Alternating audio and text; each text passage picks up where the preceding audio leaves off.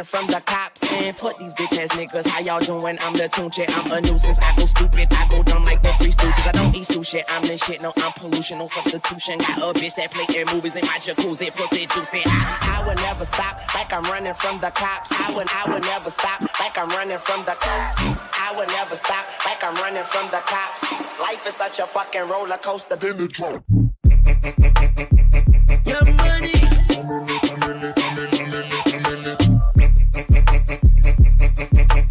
A millionaire, I'm a young money millionaire.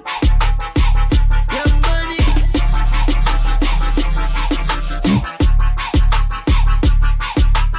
Who that said they gon' beat Lil Wayne?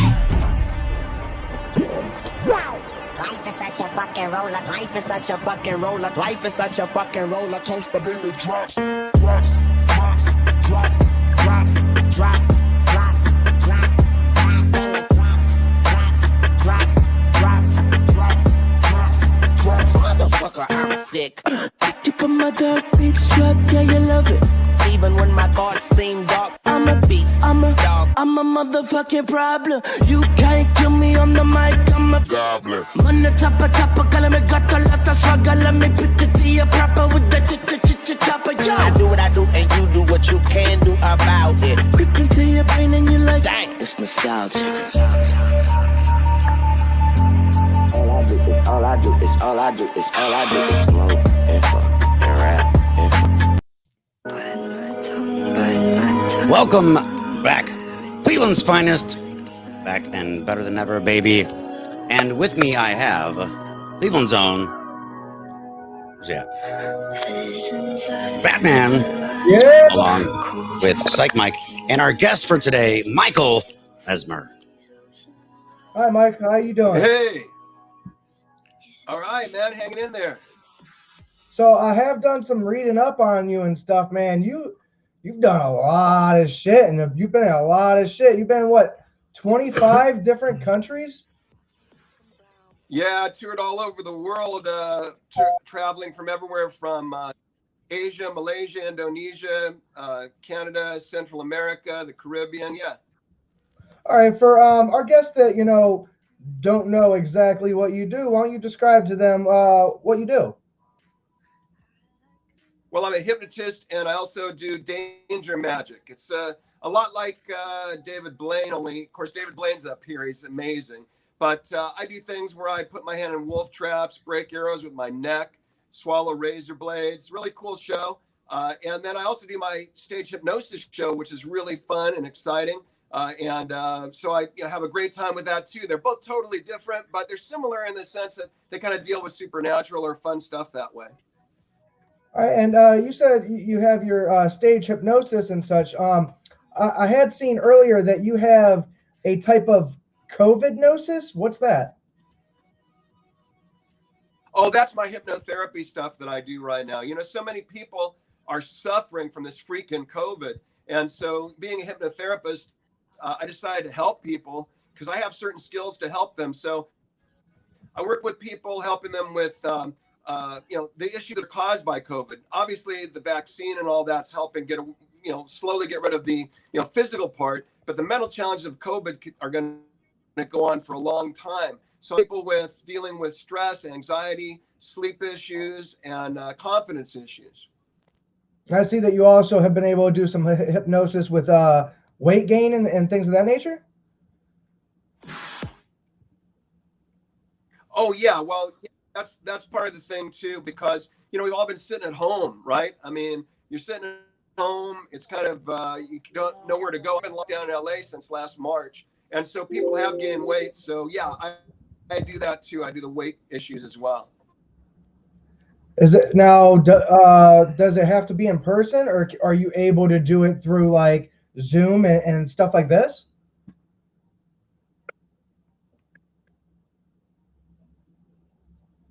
Oh, yeah, everything is done by Zoom. In fact, I love doing Zoom sessions because by doing Zoom sessions, I work with people, they're comfortable in their own home. So it's easy. And I love to do the Zoom sessions. In fact, I like doing Zoom better than live session because, in person, because people then don't have the worry that you know, what is this guy going to do with me? Because they're in their own home, they're safe, secure. That way, it works really better doing it on Zoom than in a one-on-one situation, honestly. Yeah. Now, how long have you been involved in hypnosis and between the hypnotism and the magic, so to speak? When did those kind of, because those are different things. Well, I've been. But when did those cross paths? I've been doing magic. Yeah.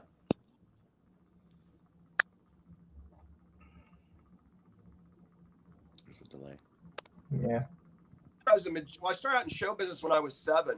So I was doing musical theater when I was 7. That was my paid show back then. And then since then, through the years, I eventually became a magician during my high school years and toured the world doing magic. And when I was touring the world doing magic, I eventually got really interested in hypnosis because I saw trance ceremonies in Asia.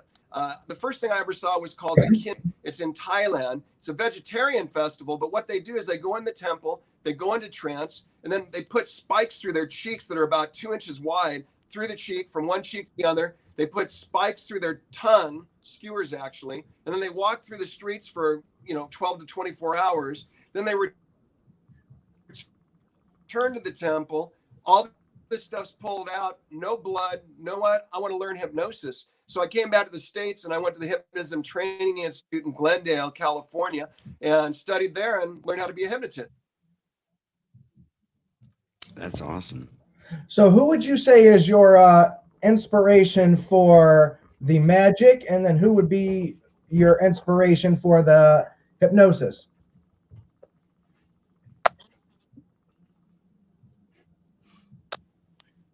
Actually, Kreskin. I don't know if you've heard of Kreskin before. No, I haven't. Jason Kreskin was on Johnny Carson more times than any other guest that did entertainment. Many times he's on. In fact, I just attended a seminar with him a couple weeks back. But Kreskin is an amazing guy. He's a magician and he is a hypnotist as well. It's kind of my inspiration. Okay. I got about 50% of that. The audio is a little in and out, but I got about 50% of that. Michael's joining us from are you on the West Coast?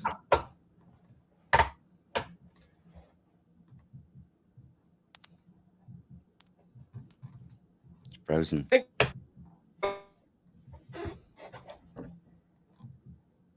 Oh no. He's frozen. Did you guys? Yeah, it's going like in and out. Oh man. I have to have him call in. Yeah, maybe have him call in just so we could like fully be able to conversate with him. And you can call in as well at 440-901-3560. Cleveland's finest. Doing a little different today. I don't know where he went. Hopefully he's going to call in. But he's got a lot of cool. Check out his website and all that. Yeah, I've been checking out swallowing double-sided razor blades and. Yeah, the hypnotism part really interesting. I got him because like a lot of people think hypnotism is like you go into a tree, talk like a chicken, and that's what you do. You know what I mean? But a lot of it's more like quitting smoking, or like he said, losing weight, or like a lot of stuff that you can do. You there, Mike? Can you be all right now? Yeah. Okay. Yeah, I'm sorry about that StreamYard thing. I knew that was going to probably be an issue. It just doesn't work on my computer here. Oh, no problem. We've got backup plans. Yeah. That's actually. I'm wondering if like the whole he was saying wolf traps. He sticks his hand in wolf traps. I wonder if he puts himself into like a trance type thing. Kind of like. Well, I mean, that's what I'm doing. Well, go ahead and ask him. So, Mike, do you put yourself into a type of hypnotic or trance before you do any of these, activities? Yeah, when I do some of those physical demonstrations, like the wolf trap or breaking the air with my neck, yeah, hypnosis is all part of that because I have to control the pain threshold with it. So, yeah, I use hypnosis a lot in that respect, and that's I'm able to do the demonstration I do on my show. Like, how much more difficult is it to hypnotize yourself than it would be to hypnotize somebody else? Oh, that's a good question. Actually, the deal is with hypnosis, it's all self-hypnosis. So what happens is that, hold on, I'm going to put in a phone here so we can see it better.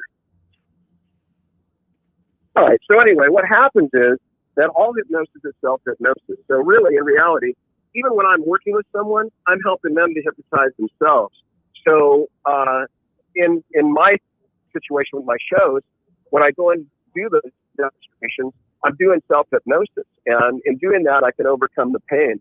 So yeah, it's really not any more difficult for me to do myself than anybody else because it's just a natural thing we do. You know, I'm sure you guys have driven down the highway and you're going down the highway, you get where you're going, and you say, how did I get here so quick? Well, that's highway hypnosis. And if you look at warning books of cars, you'll find that it's a very common thing. Everybody gets hypnotized. Wow. So A when they lot of say hypnotism is like the power of suggestion, right? At least that's what from the research that I've done. Well, yeah, the power of suggestion can be separate actually from hypnosis too, because hypnosis, what we do with hypnosis, we're accessing the subconscious mind. But we're influenced by suggestion all the time. Of course, on TV and all of that, you know, that's why you got to be careful what you listen to and watch on TV or in the news, because you will get influenced by it. Because the basis of hypnosis is this: it's critical acceptance of an idea. So however you can get into that state where you watch something or do something and uncritically accept that information, that's going to be like hypnosis. All right, now how open does the person have to be? I mean, can you hypnotize anybody, even if they're not really, suggestive to it and don't like believe it and such? Are you still able to hypnotize them, or does the person have to also want it? Well, as I mentioned, it's self-hypnosis if you do it naturally. So if you're doing natural hypnosis, yeah, you have to want to do it. You have to be willing to do it because you're the one actually doing it. So you have to be willing to do it or it's not going to happen. Now, I will tell you, there's an exception to that. I mean, I don't know if you ever saw the original movie of The Manchurian Candidate with Frank Sinatra, not the one with Denzel Washington, but the Frank Sinatra one. But in foreign countries, for instance, they may hypnotize someone using hypnotic drugs along with the hypnosis.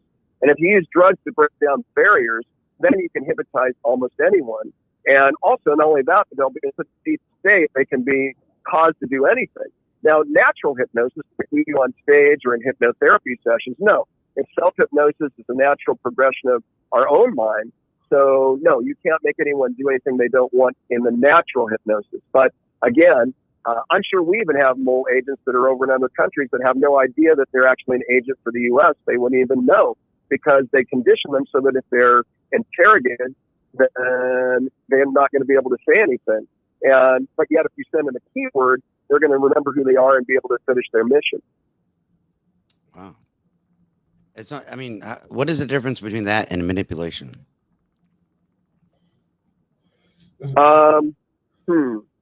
Manipulation is, I guess, a whole different realm in a sense. I mean, I guess you're manipulating people by, if you use hypnotic drugs with the hypnosis, that would be considered manipulation, I suppose.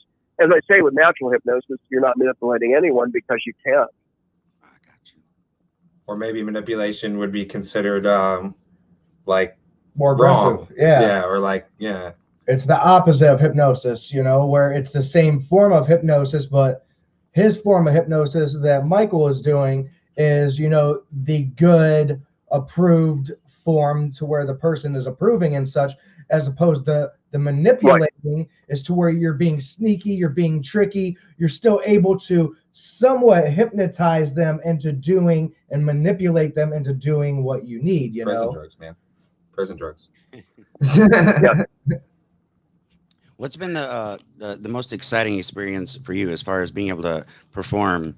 And I've seen you've met a lot of celebrities along the way. You've been a lot of different places, but what stands out to you where you felt the most alive and had the best experience of your own?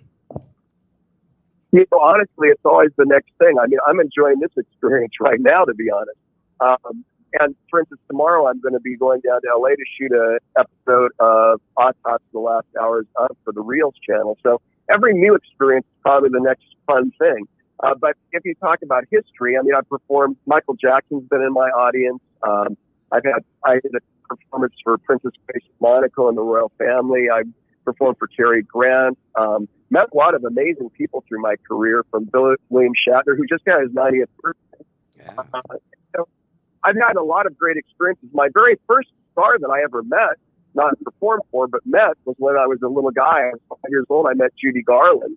And that was exciting because you see the lady from Wizard of Oz, you met her, you know. So these are neat things through my career. And then I've done films with Chuck Norris, which was really fun. I love working with Chuck. Legend. So, yeah, he's awesome. He's just, you know, what you see of him on Walker, Texas Ranger, that's exactly how he is in person. Funny and strong and cool and nice. So what you see on there is really what you get if you meet Chuck. But yeah, I will say that probably the most unnerving or nervous situation. I don't like the word nervous because I like the word excitement instead. So the most exciting situation, I guess, will be how Michael Jackson in the third row watching your magic show. Believe me, when you have one of the greatest entertainers in the world watching you from the third row, it's a bit intimidating. I bet. So I'm sure that, you know, you personally, because hypnotism and the way that you're doing it to assist people is kind of like a doctoring practice. You know, you are in form a doctor trying to medicate in your form people.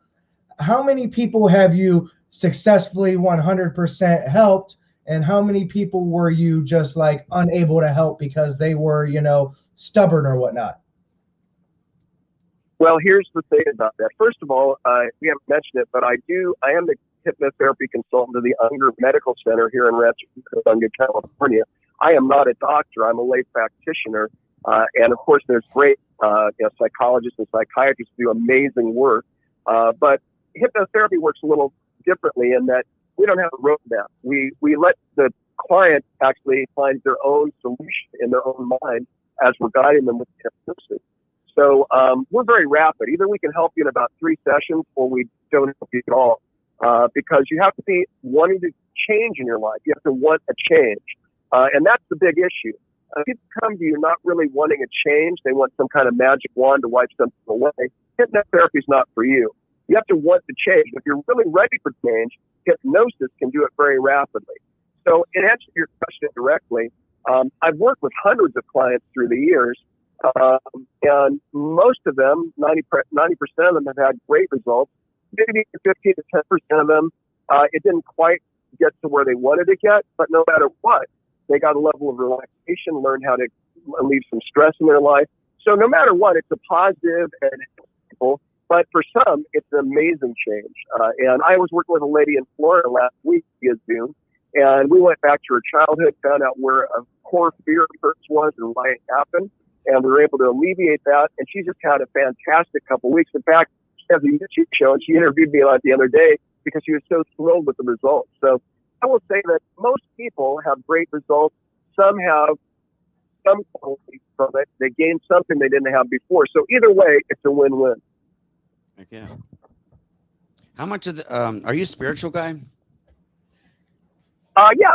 Do you think any of that relates spiritually as far as what you do and you know, as far as the practice or the performance?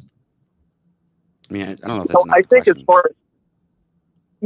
as hypnosis, I think that, you know, we're born with all these tools in us already. I think if you want to use the name, I would say God put this natural ability in us, but there's we're given all these gifts when we're born.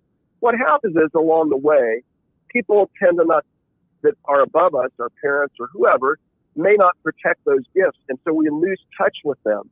And so I guess in a way that's a spiritual connection to something within us. And so although, hypnosis is by no means face healing or any of that crazy stuff we see, it is a way of a modality of treatment recognized by the medical profession. But I would say it's a spiritual thing to connect with yourself. So in that framework, yes, there's a spiritual aspect to it. I don't know if that was a weird question or not. I like to tie everything, into spirituality and energy and all that stuff. That's just me. I'm weird. Yeah, you are. That's weird. Well, I'm always open to any questions. I enjoy talking. Hey, and I'm glad that you came on. I thank you for joining last second. Like when I came across you, I was like, wow, man, wouldn't it be cool to have this guy on the show? It's fun, and it's kind of unusual because I have a strange combination of things. I'm also a ghost hunter, so an amateur ghost hunter. So I have that aspect of my life too. Nice, man. That I've been wanting to do. Like, that's always been fairly interesting to me. And Ohio has a lot of different, haunted attractions, haunted houses and cities. And like, I've been really considering getting into that. So me considering getting into that, what is a couple beginner's tips that you could actually throw me? Well, first of all, I love Ohio. All my relatives are from Worcester and Mansfield, and also my other family is from Bridgeport, Ohio. So I spent a lot of my summers in Ohio all my life, and enjoy it. My uncle had a farm in Worcester, in Shreve, actually, outside of Worcester, and then my grandparents and everybody lived in Shreve also. And in fact, my cousin was at one time the sheriff of Mansfield. So I love Ohio. And there's a lot of, what's that? I said, I've been to Mansfield Prison. Yeah, oh boy, yeah. Well, that's the thing. There's a lot of cool places, right, that you can ghost hunt there. Because anywhere there's older facilities and buildings, there's always spiritual activity. Now, I will say that when you were asking how to get into it, the reason I got into this is because I'm an entertainer. So I spent a lot of time in hotels, lots of nights in hotels. Normally, before COVID, I was doing about 380 shows a year. Wow. So I'm in a hotel. Yeah, so I'm in hotels a lot. And when you're in hotels a lot, you can either end up being an alcoholic, taking drugs, or you can find something positive to do. So late at night is a great time to ghost hunt. So when I get off a show and I'm hyped, at night, and if I can get a location where people will be kind enough to let me come in, I can go from about midnight to about 4 a.m. ghost hunting. So it's a great way to have a positive activity when I'm on the road. So, for ghost hunting, I'm not a medium. I don't have any supernatural abilities. The way I got into it is, first of all, I started watching. I have a lot of stories in the past I could tell you, but it became more popular recently, of course, with Ghost Adventures with Zach Baggins and with Dead Files with Amy Allen. And so I started watching those. I had some supernatural experiences with ghosts, as had my grandfather when he was a coal miner in Bridgeport many, many years ago, decades ago. And so I thought, this would be fun. So I actually got a lot of equipment, which nowadays what's great is you don't have to spend too much because you can get most of the equipment you need on an iPad or iPhone. And I use two pads in the phone. And then I also have old school stuff like a flashlight, and I also use dowsing rods. And so it's more of a scientific adventure for me. And I've had incredible things happen. I was just recently on tour in Texas. In fact, I'll be back there in 2 weeks at the Poteet Strawberry Festival in Poteet, Texas, south of San Antonio. And I was in that same area south of San Antonio. I went to the Donkey Lady Bridge. Now, that's a crazy place. Say Donkey Lady? Yes, the Donkey Lady. What happened was, decades ago, the rich people in San Antonio would come out into the, less populated areas of San Antonio to party. They didn't want their friends to see what they were doing because they did a lot of, crazy partying. And so they went on the farm of what would become the Donkey Lady, and her husband and her 2 children and her were on that farm. Anyway, they were destroying their crops by having their party and doing crazy stuff. So the husband of the donkey lady came out and had a shotgun and got him off the property. Well, they sent some thugs to destroy the property. They burned down the house. They killed the husband and 2 sons. The donkey lady, what would become donkey lady, and I hate to call her that because she had we don't know what her real name was now at this point, but I hate to use that horrible name for her, but that's how she's been phrased, in folklore. But what happened was the fire actually mutated her face to be a long stretched face that resembled a donkey, and her hands became stumps from the fire, and they resembled hooves of a donkey. So the people named her the Donkey Lady. In any case, there's a bridge right by where her home was before it was burned down, and it's been extremely active with spirit activity. And I was doing a ghost hunt there a couple of weeks ago, and I used a lot of old school techniques. So you can take a flashlight. This is what you're talking about, what kind of equipment or how to get into it. So I took a flashlight and you unscrew it just to the point where it's not connected with the batteries. And you set it I sat it on the bridge. I did a Q&A with whoever was there. And the flashlight responded to my questions. It went on. It went on its own. Crazy stuff. Wow. That does sound crazy. Have you heard of the Gore Orphanage out here in Ohio? I have heard of that. I would love to go there. Yeah. Hey man, anytime you're out here and you want to do that, because we need to get some footage. We need to get out here. I want to go ghost hunting, some CFP ghost hunting. I'd love to go with you. Yeah, if I get to Ohio, I will let you know because that would be fun to go out there, do some footage, I could teach you guys how to do it. It would be really cool. Yeah, and we got a GoPro on deck. Yeah. I got many cameras and footage, and I'm getting ready to get a video recorder and such. And that's just for our mini events and such. But I mean, the more recording devices that you have when you go to these places, some cameras and some angles can catch certain things that others can't. So. Oh yeah, I would recommend that on your pad or phone you get Sono X is what it's called. It's like a ghost box, and what it is, it has like thousands of words, a word bank in there that has thousands of words. Unlike the ghost box, it doesn't work on radio. It works just with the words that are in the bank that's in it. But it keeps flipping those words around, and occasionally spirits will stop when you're doing a Q&A. They'll stop on certain words. Now, this was a weird thing that happened on the Donkey Lady Bridge, just to go back to that for a brief moment. I was using the Sono X, and I was doing a Q&A with that as well, and my name came up. Now, understand this. There's no way my name, Mesmer, would be in the word bank that's in that program. So it said Michael in a guy's voice and Mesmer in a female voice. They combined to say Michael Mesmer. And I thought that was the most insane thing that ever happened. Wow. It was a little creepy. Yeah, that's crazy. When's the next time you think you might be coming to Ohio?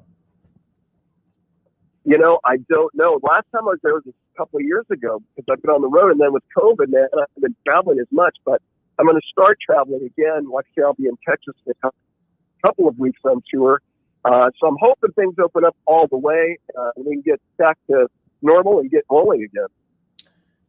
Yeah, I know for Ohio, a lot of our venues are finally starting to open up, and concerts and weddings and stuff. So everything is slowly starting to open up. I feel that this summer, we're going to be fully open, and then there's just going to be entirely too much going on because every single performer is going to try and want to be out there since they've had this whole year off, basically. So like every single day I see, there's going to be some type of event somewhere with some artists and magicians and everyone partnering up because you've been on lockdown for so long that you want to try to do right now everything and anything you can. A lot of places around here are running out of things because of, and a lot of it has to do with the stimulus and the tax and all this money coming in. But I'm kind of hoping that doesn't happen to where places can't keep up. I was at Dunkin' Donuts earlier. Okay, 45 minutes in line. Like, what's going on? They had no donuts at Dunkin' Donuts. Wow. No donuts. Boy, when you don't have any donuts, you can freak out, man. Cops are going to be angry.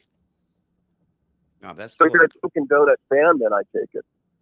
Well, my son got a B on his math, and he wanted some coffee, some iced coffee and a donut. I said, "All right, let's go. Let's do it." So just got iced coffee. Good. Then went to Circle K. Yeah. But okay. So do you you get into all kinds of things? Are you a music fan? Yeah, big music fan, especially a lot of, I mean, not as much of current music. There's a lot of it I do like. I'm really into several, current, bands and stuff, but I know a lot about music and about, artists through the years for sure. Do you ever use music with what you do, whether it's hypnotism or magic? Oh yeah. Well, I use music in all my shows because, the thing is people are used to, they watch movies and everything else. So you need a soundtrack to everything. So yeah, I use a lot of music in my shows, and I like a lot of different kinds of music in my shows.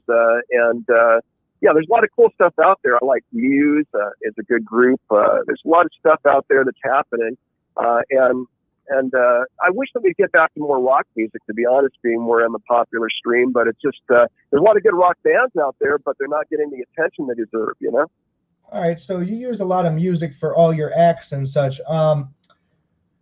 Obviously, you would use, you would only use like audioed instrumental type music as opposed to anything with vocals. Is there a specific type of artist that you like and prefer to use for their instrumentals?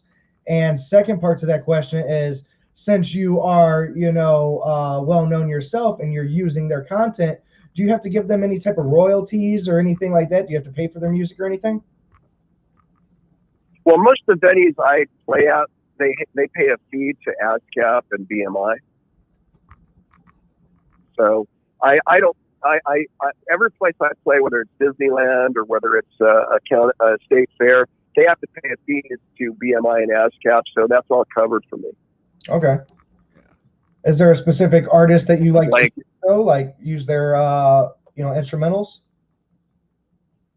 Well, I love everything. I mean, there's so many. When I'm doing a show, when I'm developing a show, I have to decide all different kinds of music to use in that show. So it can be a lot of different styles of music. Korn, I use some music from Korn. I use, stuff like that. So it's like you just find what fits that routine, and then you delve into it. Not everything's instrumental. I mean, I use music with vocals on it too. So, or I might use something from American Horror Story soundtrack or something like that. I like that kind of music. It's really cool stuff. So it could be a rock music, could be a soundtrack. It could be any of those things. I'm a big fan of the soundtrack for Queen of the Damned. Yeah. Oh, that's a good one. That's sure. a good one. Yeah. So, all right. So going back to the whole spiritual thing, I came across a TikToker who had tried to explaining her life. She was clinically dead for 7 minutes and had explained her time in the underworld, so to speak. So I'm gonna play this clip real quick, and then I want to get your guys' input on this one. A question I have continuously been asked is, what happened while you were dead? Okay, so when I was 18, I made a stupid decision. And I'm not going to get into it, but I was clinically dead for 7 minutes. And I died 3 times. So what I saw was something not many people I've heard see. So it felt like I was being sucked into a tunnel at first. And then I ended up in the stars. Like, I could see the galaxy, the cosmos, everything, but my eyes were closed. Couldn't open them. I couldn't move, but I wasn't panicking. I was very comfortable and warm. And while my eyes were closed, I could see everything and anything, and I could feel everything. Like, it's very hard to explain. I hope I did the best. Now that's different. I've never heard any kind of insight. I mean, it kind of sounds like astral projection to me. That, or it sounds like because she said she was stupid, so she could have taken too much acid and Molly and all types of shit. And yeah, your mind is dead, but you still got all those toxins in your system, so you're still tripping balls, regardless. So I think she was tripping. Mm-hmm. What's your take on that? I mean, usually you hear, I saw a light at the end of the tunnel. That's a common one. But I'm sorry, go ahead. Well, I think that we're all unique as human beings.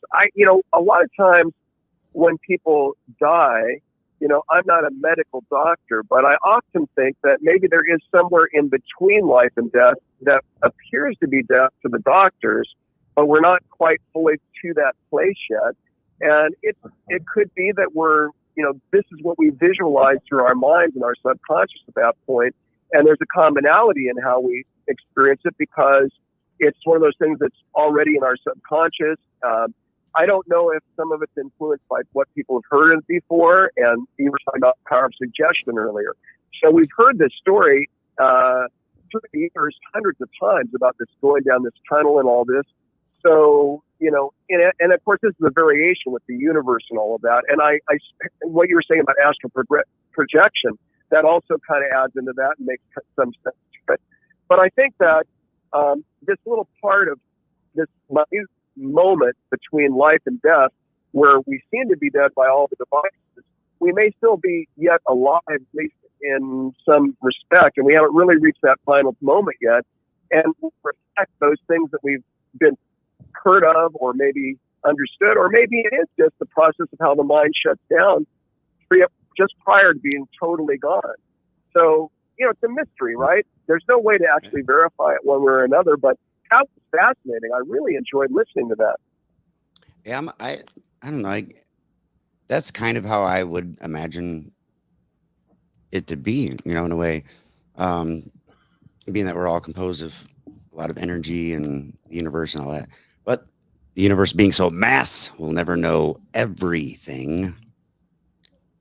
I think the goal is to keep enough.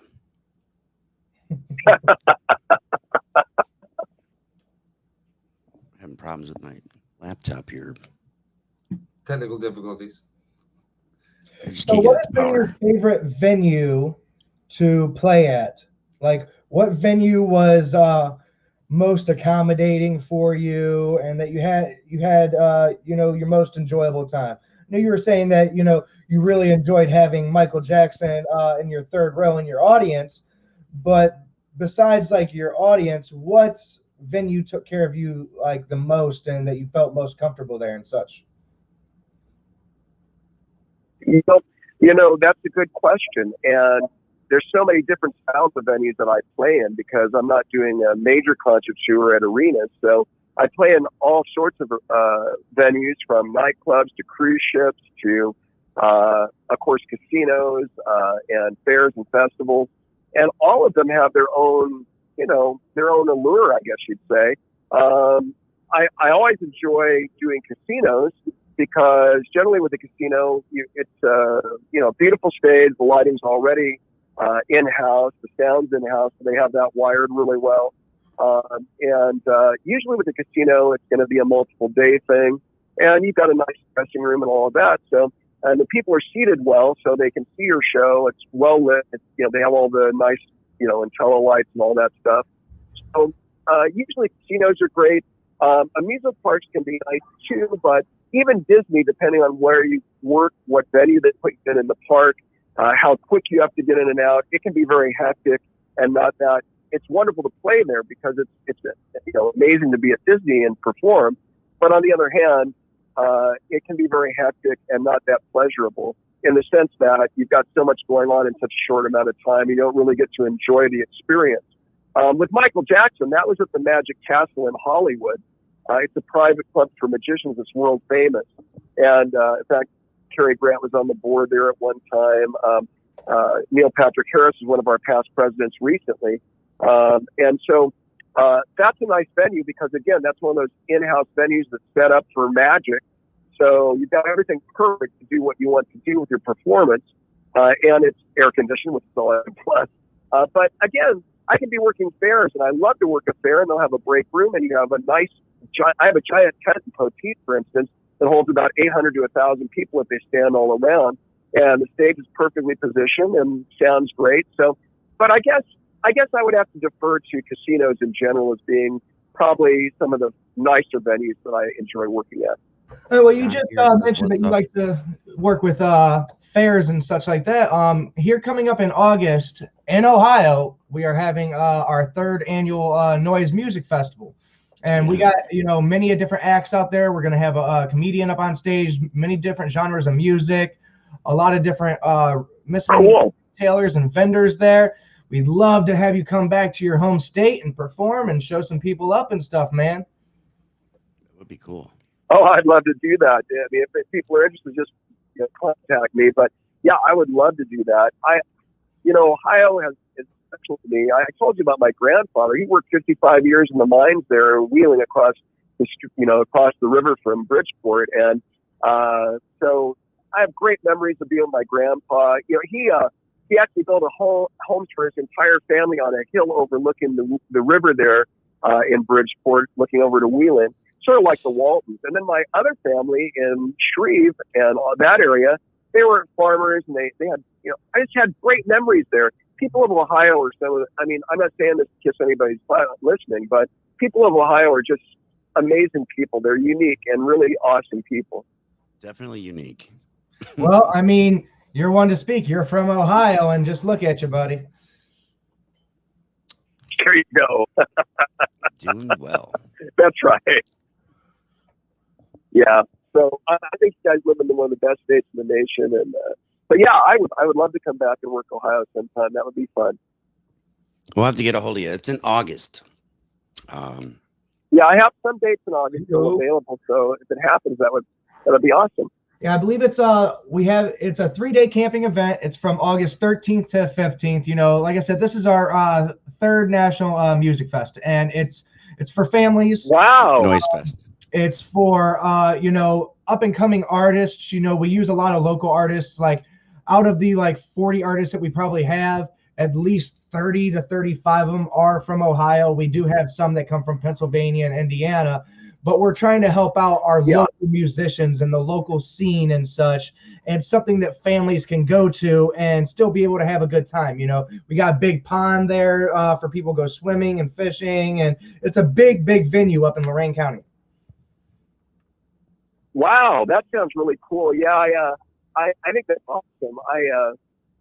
When you can help local talent get exposure, that is really great, because so many of us struggle. Now, I had my early years where I struggled trying to get seen by people, and there wasn't in those days. It was very difficult, and so when I see people put together a venue like what you're talking about, give voice to local entertainment and local talent, that's just great. That's an awesome thing, especially right now. That is even more awesome. And it's a good time, for sure. Yeah, I can see that. That sounds really great. Well, we're gonna get moving on here we got the Rock Report from John Gear and Sarita from Raw Ohio Meltdown. I want to hold you up too long. Okay. Well, I've had a great time with you guys. I'd love to talk to you any time, and just been a great time. And what? I hope to see us in Ohio sometime. And in addition, if people are having problems with mental issues from the COVID thing, make sure that they check me out at covidnosis.weebly.com, and I'm sure you'll put that on your notes anyway for the program. But or if they want entertainment, get a hold of me. I'd love to come and perform. But great talking with you. Great being in Ohio, even virtually. And thanks for having me as your guest. Thank you, man. I much appreciate it. We really appreciate you. We'll be in touch, and then we'll be sharing some of your links. Is there anything you wanted to promote before you get off? Websites? Not just the COVID Gnosis thing, because I really want to help people. I feel like people are in such pain right now, and if I can help some people with talent, that's awesome. And other than that, I'm hoping to see hope to see all of you in Ohio sometime live. So we'll hope for that to happen sometime. We hope to really see you in August, man. That'd be great. Heck yeah. All right. Well, have someone call me, and we'll see if we can set it up. And in the meantime, I love your guys' show. I listened to it last night. I watched a bunch of your stuff. You guys do a great job, and thanks for making me part of your show today. Thanks, man. I appreciate it. It means a lot. Thank you. We appreciate you. You bet. Y'all have a great day. You too. You as well. All right. Bye-bye. That was Michael Mesner, the master of danger magic. Man, really interesting guy, man. Yeah, for sure. And that's kind of like where we want to go. We want to go Cleveland and beyond. Yeah. And he's shake from things Ohio, up a little bit. That helps too, Or Buzz Lightyear in this bitch. Yeah. Yeah. Well, are you guys ready for the rock report? Yep. We'll go ahead and get to that. We'll be right back on. We got about 6 minutes, so we'll be back here live, and you can join us live here on Cleveland's Finest Podcast. We'll be right back. Like a dog will get on your leg and like hump on your leg, like to jack itself off. Over the line! How are you guys doing? It's Raw Ohio Meltdown coming at you with the CFP Rock Report number 9. Yes, we have a couple things to go over. A lot of big shows happening this year. So far, so good. Yep, we've got quite a bit of shows coming up for you guys. My goodness. So. A lot of the camping shows, which everybody knows by now, I love. Which I don't. I love the shows. I just don't camp. It's the experience afterwards and meeting people. You get to see so many acoustic acts just going from campsite to campsite. She's already talked me into it, so yep, we'll be coming at you live I'll from be some of them. Yeah, going to some camping events this year, so it'll be interesting, guys. All right. Well, other shows. We recently went to the McAlpine Meadery, and that is in Beach City, Ohio. Definitely check them out if you haven't been. Awesome place. That's our little prop right there. We picked that up. They make their own mead, and it is delicious. Delicious. They actually have 2 shows that we want to kind of mention. Mm-hmm. The first one is April 3rd, and that is hosted by Savage Multimedia Group. That is going to has a lot of acts that day. A lot. It's going to be a big show right there going on. Definitely, if you have nothing to do on that day, go check this show out. Yes. I know one of our previous Rock Pick of the Weeks, Dirty Dirt, he will be there. Yes. As well as False Deity, Dead Rapper Society, and quite a few other bands. So definitely check them out. Another show at McAlpine Meadery that is coming up, clear in July 10th. 2 p.m. It is a free show, and that is going to be put on by Hexum. Yes. So check that out. Check them out. It's Hexum. Definitely go check them out. Listen to some of their stuff. Some of you could have heard them before from some other bands that have opened up for them from the Cleveland area. So. Yes. And they don't have any other bands announced yet, so definitely stay on the lookout. You never know who might be being picked up by that show. Yes. A couple other shows coming up are the Rock Out Camp Out styles. Barnyard Bash will be August 6th this year. That is always a good time. A lot of really good bands on that one. I know we've mentioned them a couple times now. It's hosted by Sour Blood. It's their event. So yes. Definitely check out Sour Blood and check it out. Absolutely. And then also the same weekend on the 6th and 7th is, the 5th annual Tiki Stick. Good Lord. Yeah, the 5th one. Oh my gosh, that doesn't even seem possible. Yeah, so postponed from 2020 to 2021. Yes. Tiki Stick, August 6th and 7th of 2021. Absolutely. That's going to be a good one. Yes. And we will be announcing a lot of those bands in the weeks to come. Yep. Still finalizing some things. And we will be getting information to you guys on tickets and things like that as soon as that starts becoming available. You'll be able to hit us up, actually, for that, too, because we are the official media coverage for Tiki Stick. So be on the lookout for those posts coming from our page, because there's some exciting bands that are being dropped right there. So. Oh, yeah, some pretty big ones, hopefully. Yeah, we're waiting on some of the more higher-end headline bands that we hit up. Well, I didn't hit them up, actually. They hit up. But we might have some big announcements coming So we're soon. hoping some things work out with that. If not, it will just be a little shift. But it's still going to be an amazing show no matter which ones actually end up being able to accept for that headline spot. So a lot of good people come out for that. A lot be of on the good lookout people. for that, definitely. And I mean, that's a busy couple weeks because in the following week we actually have Noise Fest. Yes. Oh goodness, we're going to be hungover from one to the next, I'm sure. Yes. It's going to be an awesome summer. Much. And I know we'll see quite a bit of you up there since CFP is actually going to be there. So Yes, and one of the bands actually, which ties into our rock pick of the week, is Metal Mafia. They will be performing at Tiki Stick this year. Yes, they will be at Tiki Stick. And they just partnered with our rock pick of the week. If you can even see that green doesn't show up very well. Cody Manson. They just, on February 22nd, released a brand new music video, STFU, the remix. So definitely check that one out. That's a really good video. Very well done. Always is. Never a disappointment. Yeah. The next video that Mafia drops, actually, we are probably not going to watch it ahead of time because we are going to do a reaction video to Metal Mafia because they are my favorite Ohio band. So we're going to do a reaction to their next video. So sorry, Bob, not going to watch it as soon as it drops next time. Only because I want to do a reaction. Sounds good to me. Well, I think that's all for today. So until next time, rock on. You guys be safe. With this being the first show, what can we tell the audience about Red Label? Rod, you want to hop in? You want to hop in and explain that a little bit? That's Rob's baby. Yes. Oh. Were you just blowing yourself? What the fuck?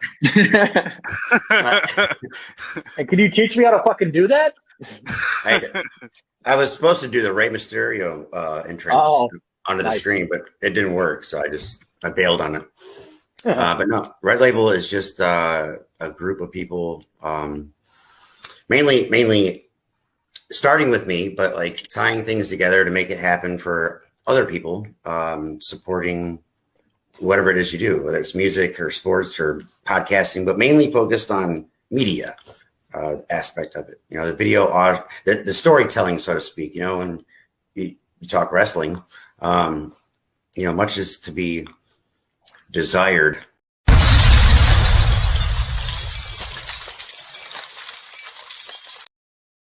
Yo, what up? This is Ritz. Hey, right now you're watching Cleveland's finest podcast with your hosts Rob J, Just Joe, and Batman. Put a crown on him. Peace. We're back on Cleveland's finest podcast. Just a shout out, and I think the guest that was on, Michael Mesner, amazing hypnotist and magician, and all around interesting guy. A lot of good stories to tell and all that. But with me, I have Cleveland's own Batman. Right along there with cycling. Hell yeah, man. He was definitely pretty cool. That'd be awesome to get him come up to Noise. Yeah, I'd love to see his act. That'd be awesome. That would be cool. I've always been into that whole, like, you know, cannonball to the stomach type magic, you know. I was watching those razor tricks, man.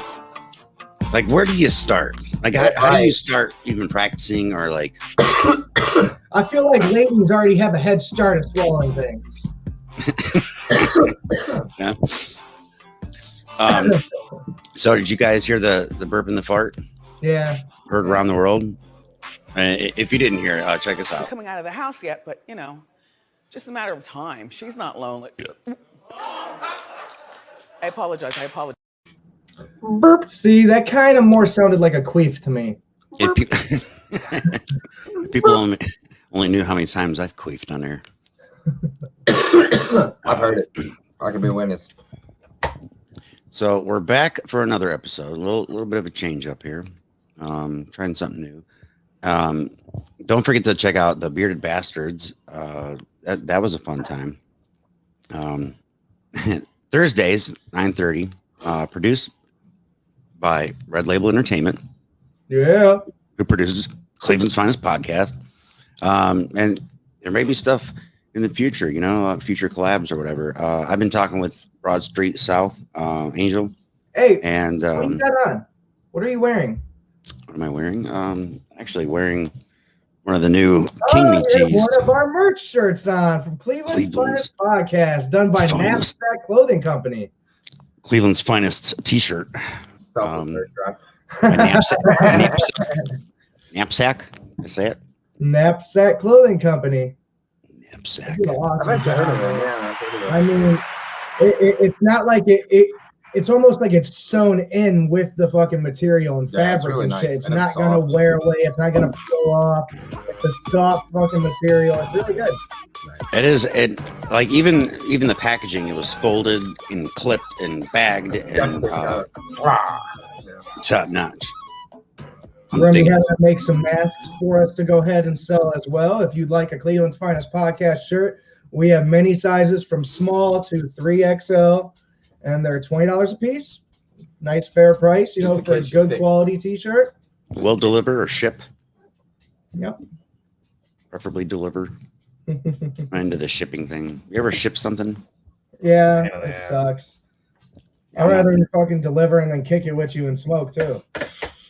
I'm not too on the shipping. Excuse you. You guys get into Among Us? I used to. I did for like a day. It's too hard for me. No, we've been getting into the VR, man. Like that's the fucking future of gaming. They got a fucking gaming computer to gaming and shit. But the VR shit is just so much. It's a whole nother level. They have fucking vest pieces that you wear that sync to it as well. So it's got 64 sensors. If you're in the game and you get shot, it sends like a hard ass vibration. Or if you get touched, you know, like 4 sensors go off so you could like feel a hand on your back and shit. Like it's making it real, man. Yeah, you play those. I've seen some of the ones that you posted. You're streaming, like this weird zombie one or whatever. Yeah, that one, me and him both had to like stop, and I want to go back and check it out because it's at the same exact scene for like both of us. That's the part where it starts causing motion sickness. I think it's just because it's too intense. Because man, it is intense. You look all the way around. Like shit feels real and shit. See, what I don't get though is I play that Echo VR. Basically, Echo VR is a mix between like frisbee golf and football in space. But there's not that many detailed textiles in there. You have like, you know, a flat wall and shit, as opposed to this game. They're showing the water. They're showing the leaves. They're showing the moon reflect off the water, and it's not really the picture. I don't think is what causes the motion sickness. It's the actual motion itself. You know what I mean? I think it's the textiles in it that cause it's too many textiles for your mind to fucking, you know, fuck with. And there are some tips and tricks, like for example, now we have a mat down on the ground because it allows your body to understand where the ground is, you know, where you're at. So it kind of helps your head not get as fucked up. Or because like, you can really fuck with your mind. There's this plaque, is it plaque? It's not plaque. Plank. There's this plank game. You're like, oh, walk the plank and jump off a building. And people set up pieces of wood in their living room to walk the plank. So it's that much more real for them walking the plank in the game. And like people like literally be walking that plank and you're supposed to just walk off the edge. And so many people just fucking fall as soon as they walk off the plank. And another one was like there's a Superman game to where people fucking play Superman. And me and my buddy did this back in the day. Yeah, I know I played Superman. That's a disgrace. But we laid on the living room table and we put a big fan in front of us. So the fan's blowing the wind at you. So you got your arms up. And it was fun, bro. HD. Yeah. Like that was 10K. So I went to Dave & Buster's with the kids, and they have the virtual reality thing there. Yeah. Well, it's like a roller coaster thing. Like you sit on it, and then you strap in, and then you got the goggles where it's actually pretty comfortable. Then you have this little control thing, and so there's different games that you can play, like Jurassic Park, and some other ones. And my youngest son said he wanted the scariest, and the guy's like, "Well, the best one." Sword, like killing zombies or something, like a lightsaber sword. Well, they had another attraction that was a Star Wars thing where you could do that. They did have that, but this one you sat in, and then so the guy's like, "Well, I recommend the Terminator," and I'm like, "Okay, all right." So we're sitting there, and then you start off in this car. And you're driving, and I'm just like lost and immersed in this world of virtual reality. I'm looking around. I got my oldest son next to me on my left, then my youngest on the right. Then my daughter went with my oldest girlfriend. So they did like a girl thing. I think they did Jurassic Park because they wanted scary. But we're sitting there, and then so I pointed my gun at my son, And then he pointed his back at me. I'm like, all right, cool. So like I could see you. Then my youngest was in the front of the Jeep, and we're going through this thing. And then this thing moves as you're going through. All right. So you're in this Jeep and you hit a bridge and you jump over. You're feeling all this here. And I'm just getting car sick. And and then all of a sudden, like the guy swings off a crane and jumps onto the car and the thing's shaking. I'm like, oh shit. And try not to hit and elbow everybody. But then he reaches, he's like, oh yeah, all right, well, you're gonna pay the price. And then he reaches over and grabs my son and then just snaps his neck. And I'm just like, holy shit. And then like I look over and he's like this. And I'm like, I'm trying to feel. I'm like, dude, are you really dead? Or you? He's like, no, I'm here. I'm like, this is weird. Weird, man. Very intense. But I was getting nauseous through the thing, and like you get lost at times, like you're telling that you're playing a game, but then there's that time where seconds go by where you're lost in it and you're like immersed. I mean, it's crazy. Playing that Echo VR, when we was at the old house, we had the chandelier hanging off the ceiling, and I've knocked it off 3 times because like I'm so immersed and like the disc is flying above me, so I'm going to grab it, and I go to grab it and I throw it, and when I throw it, I hit that chandelier and it goes flying off the ceiling. Because that's the thing is, what you're seeing, you think is there. Right. You know it's not there, but you're still thinking it's not there in that case. So you might try to lean on this wall and be like, oh shit, there's actually not a wall there. Or you might go to try to grab the person and there's a wall. Yeah. It's because you don't know what's reality and what isn't.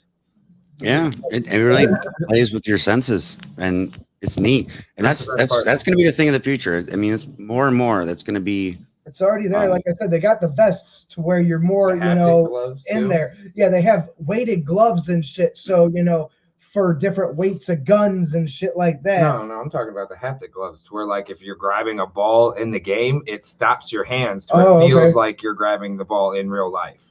So like, say you're grabbing the ashtray and like in game and your hand stops here because in real life it has a glove that has like tension on it and stuff like that pulls your finger back, and it makes it feel like you're actually grabbing whatever that object is. And that's like the newest. That's one of the newest things. That's for porn. There. So you can feel yourself grabbing yourself. I see over in, I don't know if it's Japan or China, they do have things like that. Oh, they have it here too. They have VR reanimators where you can and all that. Like loved ones that have passed, back to life. That's got to be freaking weird. Yeah. I don't know. If you could bring anyone back from the dead that's famous, who would it be? To have a night with, virtually, sexually. Have a night with? Anna Nicole Smith. Robin Williams, bro. To have sex with? No, I didn't say to have sex with. You said to have I'd want to spend the night with Robin Williams, going out to dinner, fucking geeking, laughing. Dude, Robin Williams was fucking awesome. He was. He was. Yeah. Yeah. And that would just be a great person to continue to conversate with and shit. Because he's done a lot of shit, been a lot of places, and yeah. He seems like a broken guy that like you would. Yeah. And I mean, I still love Robin Williams. It changed my perspective of him when I saw the movie 1 Hour Photo, and he plays a creep in it, like a stalker. He works at this photo hut and like stalks this family, keeps all their photos and shit, and then eventually goes to their house and like he did not have a funny part in him at all in that movie. For you to see somebody, completely change their roles from, they're laughing, joking, and then play a serious role that's a creepy role and shit. Do well. Like, it was cool that he could turn off his comedic ways and be able to play a serious, weird role like that. But it also made me look at him like, why would you even volunteer for this type of creepy ass part, man? Like, this is a little awkward and weird. Well, I mean, for so long, when you do a certain type of character or genre, that's really the test. You want to test yourself, I think. I think some of the greatest actors have, like Jim Carrey, who, for the most part was always this goof. And then he does these movies that, like, what was that? I don't know. The Truman Show. That was one that was just. That was a little odd, but he still had his quirky, spazzy-ish self in that, you know. He still had his like kind of character in that. I'm trying to think of the movie might be Internal Sunspot of the Mind or something. I never heard of that one. I have to Google it and look it up correctly. I could do it right here. With technology. Internal something. Internal. We do have to do a ghost hunting episode though. Yeah, that would be dope. I mean, last year me and Tiny went down to Helltown, Ohio, and there was still like 2 barns, and you know, they were like pig houses and shit that was still like way off in the woods that we had to walk to and shit. And we did get some video footage and shit because I had my phone climbing around inside this fucking like meat slaughtering plant, fucking climbing all around and shit. Because there was like a big weird box just hanging from like the center of the ceiling. I was like, bro, there's like 10 stacks in there. I want to go see it. And Tiny like got scared I was gonna fall, so he made me climb back down. I've heard of some crazy stories there. The movie was Eternal Sunshine of the Spotless Mind. It was released in 2004 with Jim Carrey. It was a comedy drama, but it was a crazy movie. Your mother says you look bored. I see it. You look bored, son. You should have seen him earlier when he has half his clothes on. It's what? This is definitely a new concept to adapt to. But I think I kind of enjoy this this new format. You know, it seems pretty decent. I'm digging it. I feel like I also have more sitting space. I'm not bored. How dare you? Arm space, you know, we can man sprawl, you know, like we do. Man sprawl is good. Yeah. And nobody knows that I'm naked from the waist down. Well, that shadow earlier. Something was arise. Yeah, but people moving forward, people will be able to well, for one, the show will be streaming live on the website at redlabelxxl.co. That's dot with a CO because costs too much, so just went with the co. But and then yeah, so we're just we can have people video chat in to interject. We can have people comment. We can have people call. Whatever you want to do, we can do it all in one show. And we're streaming in multiple platforms now. All the platforms. Along with the bastards on Thursdays. So that'll be interesting. I do have a couple miscellaneous shows that are coming up next month. One is a comic book type show. Let me go ahead and pull up the information. I have it right here. It's almost like a Comic-Con, I believe, for comic books. And it's supposed to be here in Lorain County. It's Lorain Comic and Toy Expo. It has vintage toys, comics, sports cards, and it's just a small, like, $3 entry. You know, $5 for 2 people, and, you know, kids and 12 and under are free.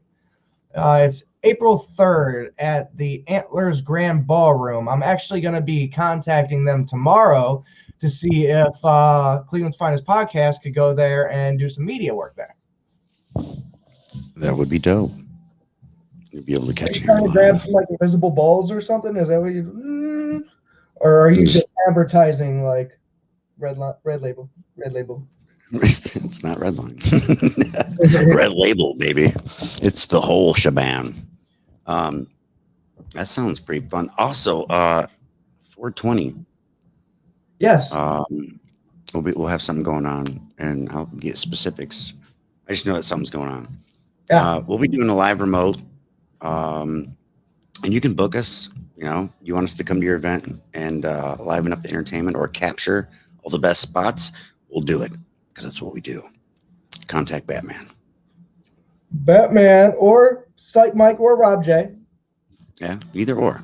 Many ways to get a hold of us and all that jazz. So we're only at 7-Eleven.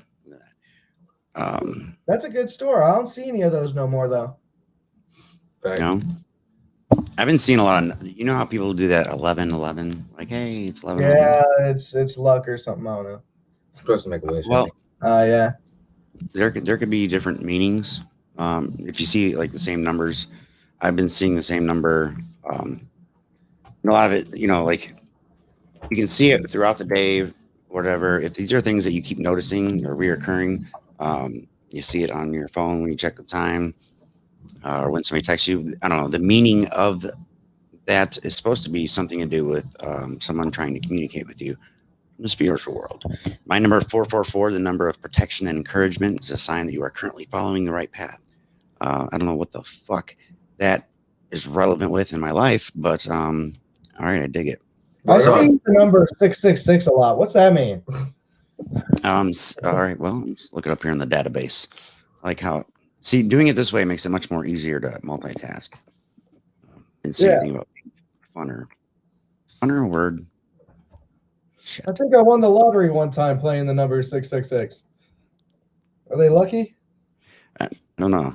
As soon as I entered that number in, my computer went fritz. Uh-oh. Right. Oh, well. Hey, you broke it. No, there's a lot of meanings on that. Signify the devil, the Antichrist, evil in general. It's not to be confused with another unrelated 666 used by Chinese gamers will commend skillful play. That's the one I use. Here's wisdom. Let him and hath understanding the count of the number of the beast, for it is the number of a man, and his number is 600. 76. Damn. So man is beast? That's what's up, bro. That's what's up. Beast shit, bro. We manly. Definitely. All right, so I was also checking out some shit the other day, and I think that we need to do this because it would also be cheaper. Skydiving. Yes.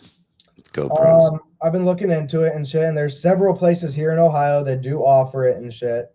It averages like $250 a person. Wow. I More want expensive than. I don't know about all I have to get a hold of my buddy because he knows a lot of those. Because I think you said you get 6 minutes of time on the airplane, and then it's like 45 seconds of just free falling, and then 5 minutes of parachute time. Wow. See, it's not the heights or the falling that gets me. It's that sudden stop at the bottom. That's what scares me. And that's what gets me. I would like to do that. Is it with Tandem? You have somebody with you? Yeah. You have to your first like 3 sessions so you can learn like all the gist. Before you can even go on the helicopter, there's a 30-minute, session of all the safety protocols and all that blah, blah, blah stuff. Don't touch this, pull this, etc. It's a day. That's a day you definitely have to pay attention. Don't pee on me, all that. See, I was thinking like, could you imagine doing it on shrooms or acid? Oh my god, dude! I think you might die. I think so. Like overwhelmed. Oh damn! Pretty much. I'll figure it across the room. Right on the phone. Damn, so much fun. But no, this summer we're going to the Crystal Caves on Kelly's Island and shit. That you know are these caves that are just straight made out of fucking large ass crystals and shit. And I plan on going cave diving and shit this summer. Adventure time. Yep. Come on, tell your friends. Yeah. I'm looking. I want to do something, man. Like I looked up Kalahari, but like everything's booked or like. Kalahari ain't shit. Price wise, yeah, but been there, done that. Well, I haven't. So well, you should go. It's nice. All right, I might check it out. But yeah, man, like I don't know. Who's to say? Go in the winter time though. Maybe another spike will happen, and then things will get shut down. So I feel like I gotta figure something out. Gotta do it. Yeah, because I definitely have a feeling that in the summertime, fucking COVID's coming back, man. I don't know. Like it's weird. Like well, it's not. I'm only starting that, to see. They know spring and summer's coming. Everybody's gonna be antsy and want to go out anyways, and they can't do it 2 summers in a row. So they're gonna let people have their summer, and then as soon as summer's getting ready to close, they'll be like, "Oh, yep, everybody's getting sick again." It might be. I'm seeing now that people that have had it or have had the vaccine shot are now experiencing the variant or whatever, like the new. And that could be the thing too, is that nobody knows what the 6 months, 1 year, 2 year, fucking 3 month side effects are for all these fucking vaccines that everybody's just willy-nilly doing. I mean, if y'all want vaccines, I got some that I'll fucking shoot you up with. Sure, it's fucking cold water. I mean, I made it up. Y'all are suckers to believe it. Why not? You don't know what the side effects are. Everybody's gonna fucking end up dead, zombified, fucking start mutating and shit. Like, The vaccine is sus. wait 5 years before you try to even fucking consider a vaccine. They're It's shit. impossible. I'm telling you, it's coming for everybody. I messed myself up.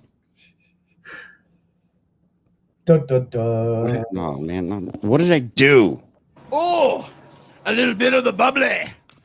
I saw an article too on zombie stuff where like would've there's been chemicals that when someone passes, will still, I don't know, reanimate certain parts of the body.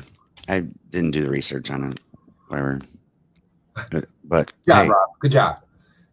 hey, I did get a clip of this. coming out of the house yet, but you know, just a matter of time. She's not lonely. I apologize. She put her mask up because she was ready. You know how many times Prepared for it. I can't help it. It's funny. Then here's another one. Here. Nice. Oh my God. No, I'm on the phone. Okay. No, I'm not. I'm on the phone. Okay, I'm sorry. I thought you were talking to me. No, I'm on. I'm sorry. No, I'm talking about this. Russia? I done the robbing. I done the jacking. What's that mean? Huh? You done a robbing, you done a jacking. I done the robbing. I done the jacking. How you feel about that? I don't know what you mean. Is that a style of crochet? Okay. Yeah, this. What you think? She's a beginner, so she probably don't know what that is. Is that a type of stitch? What are you talking about? I'm sorry. It's a type of stitch. Okay. Right now I'm just doing the moss. I did the. Does that make any sense? Yeah, that's what it is. Yeah, that's what it is. It's basically like you make the pillow. Then I'm gonna get between me and my books. Yeah, that's what I was trying to tell her. Well, I'm smacking the fuck out of somebody that reaching over me and shit like this. Yeah, that's what I was trying to get. If you don't understand, that's what I was trying to tell her. If you gonna do that, what do you mean? Relax. On the towel, that's what I'm saying. You're not gonna get you. Put between me and my sister. Hey, man, what's up? Huh? Yeah, that's what I'm just trying to do. Hey, you know what? Shit. Police! Because you might wanted to see. Police. Like, Police! It's my son's birthday. If you buy, you can support me. I'm trying to get him something. Can you just buy one of my? It's me, my cousin Tay. Like I said, we just rapping. Now, but look, that's what I said. Can you buy one of my? Excuse me. You got lighter? Huh? I don't have lighter. You got lighter? I just lost my job. My baby mama outside out there waiting. I got a lighter for you, homie. I understand you got. I need a lighter. Look, I don't have no fucking light. You sure? Check your phone. Yes, I don't. I'm on the phone, man. I'm just sitting on the phone. I know. I got a lighter. I need a lighter. I don't have no lighter. No, they was fucking in the church. That had nothing to do with me. Well, damn. Whoa. Apparently they were fucking in the church. Yeah. Yeah. So But they done that. I mean, yeah. my youngest son, he's hip to all these YouTube videos and especially the prank ones. His newest one is started right after I picked him up from school.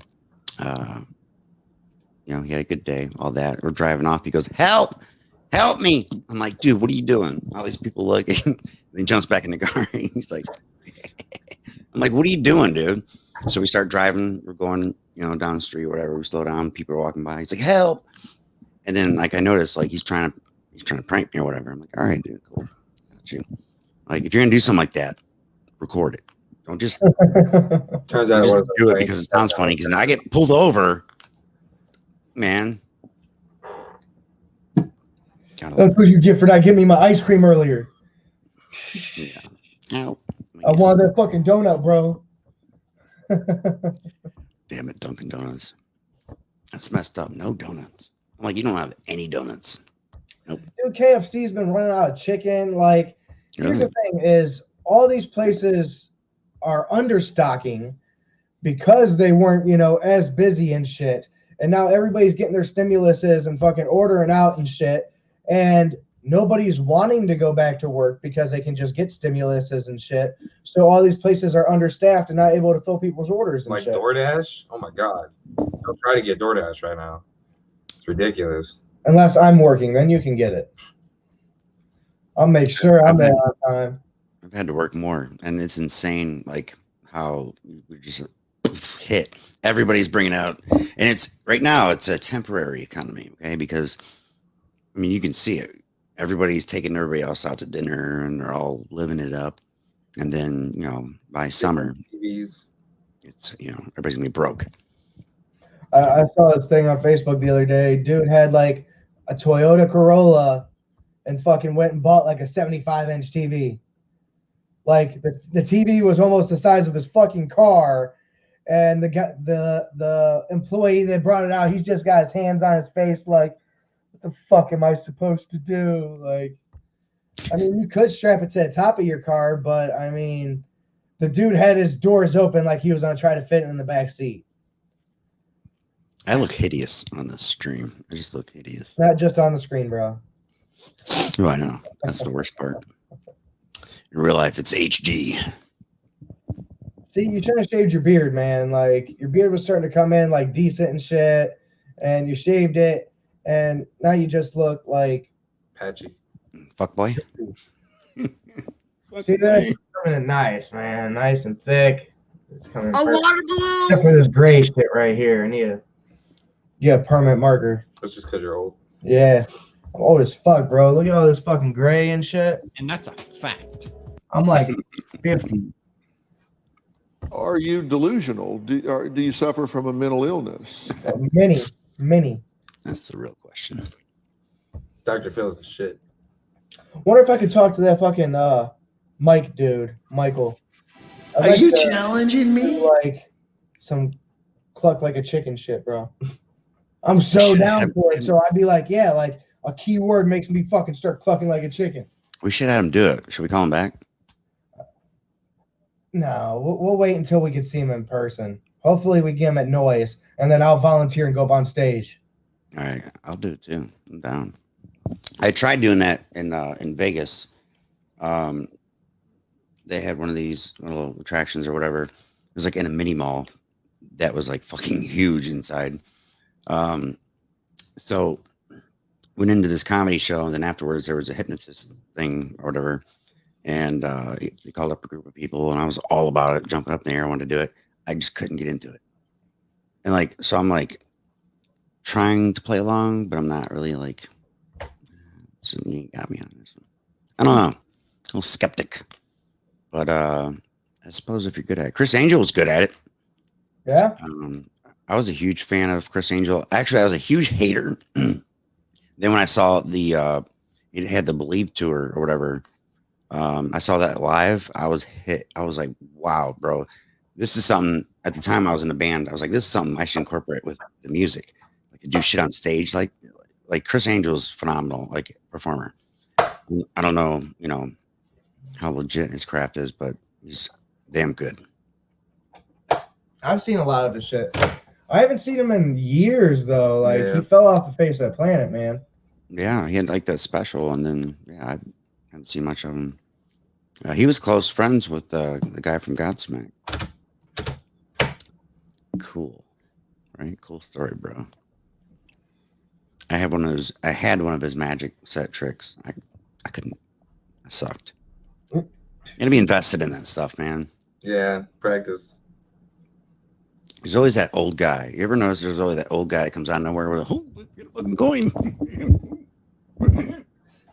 right behind you. You ever see one of those guys? Definitely you, bro. That will be, yes, absolutely. That'll be the only trick I have. Just flipping the coin and then make my diaper disappear. That or the other. And yeah, Mike Lindell, the My Pillow guy, is launching his own social media platform. You guys see that? I thought Trump was doing it. Trump is as well, but that one's not working out too well. But it's what is it called? Something like Frank. It's supposed to be vocal, but now it's like Frank. If you go to the website, let's go on Frank. It's for freedom of speech. I don't know if I have it on my search bar here. FrankSpeech.com. So FrankSpeech.com will show you the voice of free speech. This guy's delusional. I'm sorry. I don't know if you can see it on there. There it is. You see it? Frank. Whatever that is. Some weird porn site. Yeah. So I don't either. So I think we'll go to a break. We might have another guest coming in. I'm not sure. We're about at 7:27. But take another break here. You guys share the stream. Thanks for watching. If you're tuning in, feel free to comment, call in. You can even join in the video. It'll be fun. But until then, we'll be back here on Cleveland's finest podcast.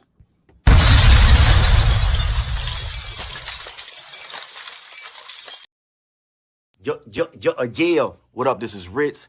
Hey, right now you're watching Cleveland's finest podcast with your hosts Rob J, Just Joe, and Batman. Put a crown on him. Peace.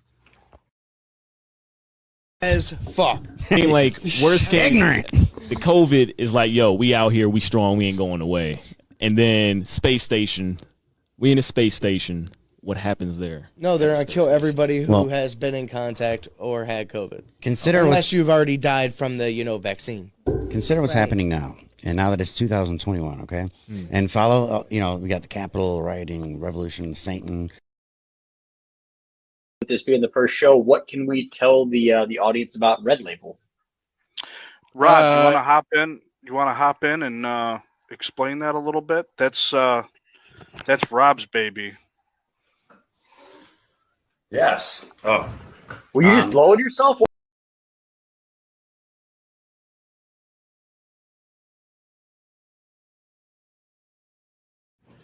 How are you guys doing? It's Raw Ohio Meltdown coming at you with the CFP Rock Report number 9. Yes, we have a couple things to go over. A lot of big shows happening this year. So far, so good. Yep, we've got quite a bit of shows coming up for you guys. My goodness. A lot of the camping shows, which everybody knows by now, I love. Which I don't. I love the shows. I just don't camp. It's the experience afterwards and meeting people. You get to see so many acoustic acts just going from campsite to campsite. She's already talked me into it, so yep, we'll be coming at you live I'll from be some of them. Yeah, going to some camping events this year, so it'll be interesting, guys. All right. Well, other shows. We recently went to the McAlpine Meadery, and that is in Beach City, Ohio. Definitely check them out if you haven't been. Awesome place. That's our little prop right there. We picked that up. They make their own mead, and it is delicious. Delicious. They actually have 2 shows that we want to kind of mention. The first one is April 3rd, and that is hosted by Savage Multimedia Group. That is going to has a lot of acts that day. A lot. It's going to be a big show right there going on. Definitely, if you have nothing to do on that day, go check this show out. Yes. I know one of our previous Rock Pick of the Weeks, Dirty Dirt, he will be there. Yes. As well as False Deity, Dead Rapper Society, and quite a few other bands. So definitely check them out. Another show at McAlpine Meadery that is coming up, clear in July 10th. 2 p.m. It is a free show, and that is going to be put on by Hexum. Yes. So check that out. Check them out. It's HEXUM. Definitely go check them out. Listen to some of their stuff. Some of you could have heard them before from some other bands that have opened up for them from the Cleveland area. So. Yes. And they don't have any other bands announced yet, so definitely stay on the lookout. You never know who might be being picked up by that show. Yes. A A couple other shows coming up are the Rock Out Camp Out styles. Barnyard Bash will be August 6th this year. That is always a good time. A lot of really good bands on that one. I know we've mentioned them a couple times now. Hosted by Sour Blood. It's their event. So Yes. definitely check out Sour Blood and check it out. Absolutely. And then also the same weekend on the 6th and 7th is, oh goodness, the 5th annual Tiki Stick. Good Lord. Yeah, the 5th one. Oh my gosh, that doesn't even seem possible. Yeah, so postponed from 2020 to 2021. Yes. Tiki Stick, August 6th and 7th of 2021.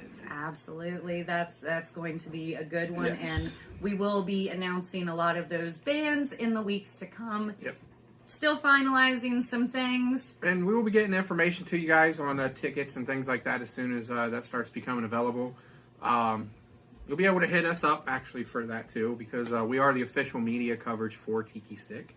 So be on the lookout for those posts coming from our page, because there's some exciting bands that are being dropped right there. So. Oh yeah, some pretty big ones hopefully. Yeah, we're waiting on some of the more higher end headline bands that we hit up. Well, I didn't hit them up actually; they hit up.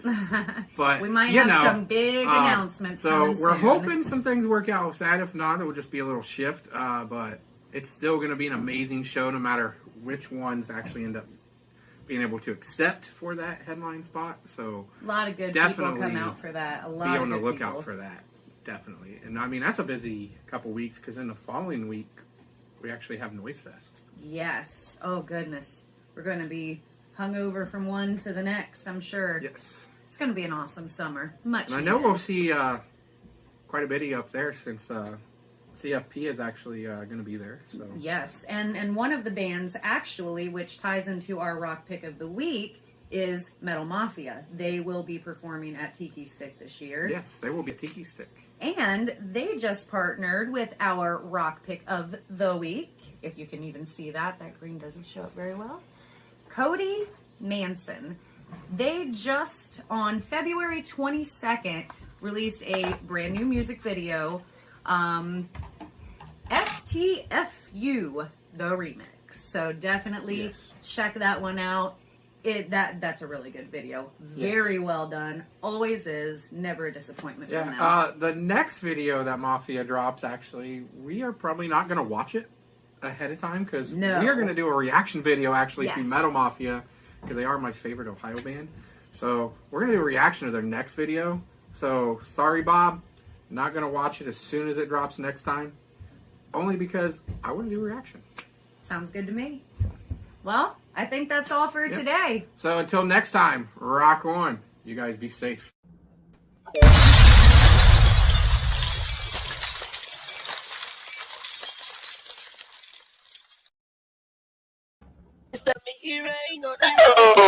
Cleveland's finest back.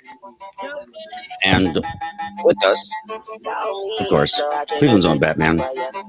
And Broad Street South. He's with us. How you guys doing down there? Good. What's up, Roger? Batman. Now, I know Batman obviously from CFP. So the gentleman to your left, who's that guy? Mike. He's new to our show. Okay. Brand Mike, new. what's going on? How are you? Doing all right. How about yourself? Good. Listen, and I see big things obviously happening. It looks like the NFL is going to kick off up there for you guys as far as when it comes to the draft. So that should be really good for Cleveland. At least I believe. So that's going to be, good all the way around. So I would imagine, I would think I just caught the very end of it, Rob J, as far as the bands that's going to be coming up on the festivals.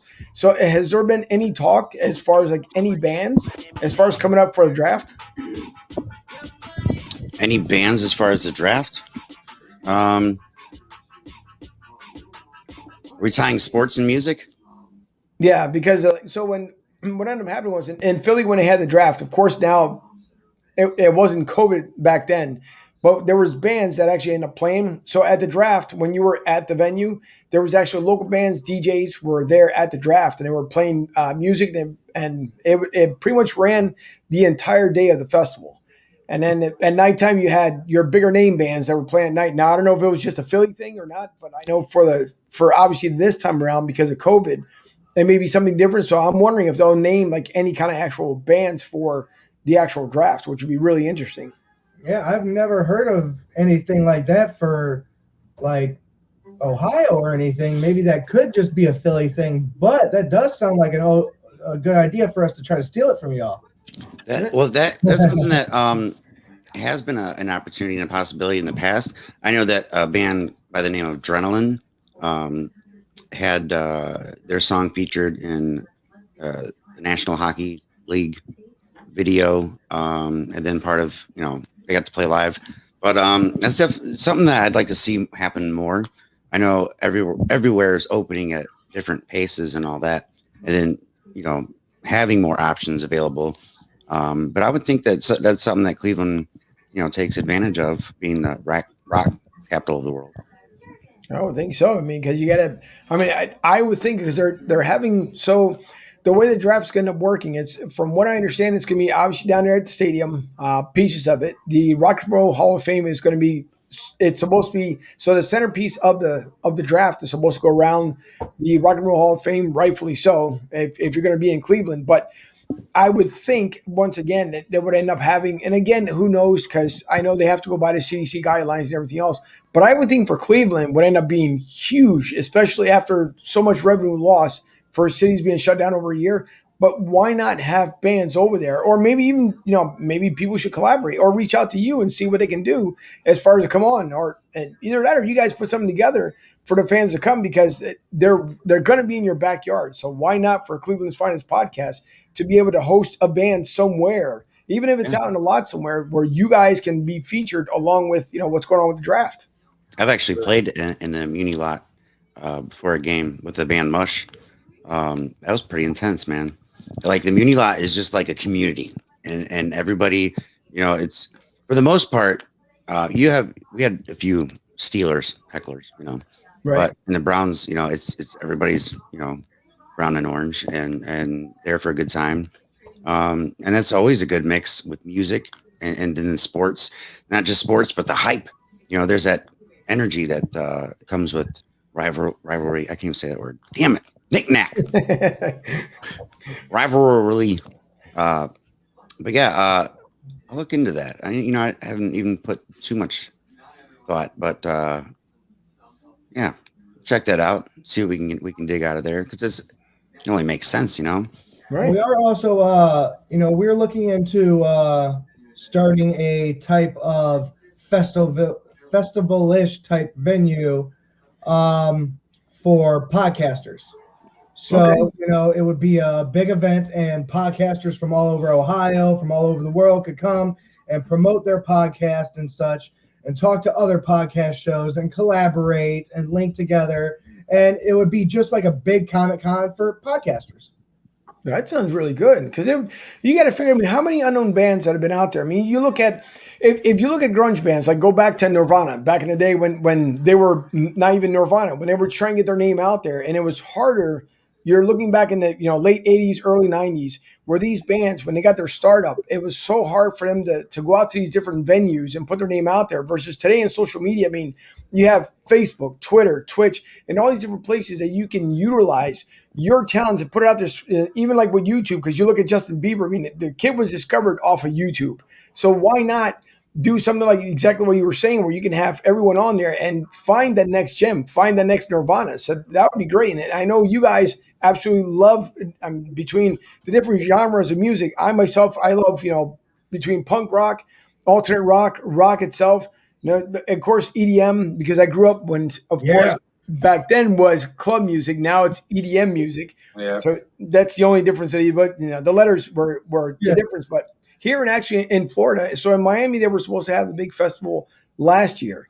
They canceled it because of COVID. Then they're supposed to put it back on the 26th. But because Miami has been so nuts with all the spring breakers, that now they're thinking about actually canceling that festival as well, because it's gotten pretty much out of control. But no, listen, kudos to you guys, because that would be a great thing to find, like, so many different bands that are out there that have been trying. I mean, I was talking to Rob J on a conversation, I think like 2 Saturdays ago, and we were talking about like finding folks, even when you look on Instagram, right? So you have different rockers, you have women that are guitarists, women that can play the bass, as far as the drums, and it's the ones again that aren't discovered. So why not put them out there on a podcast to show what they can do?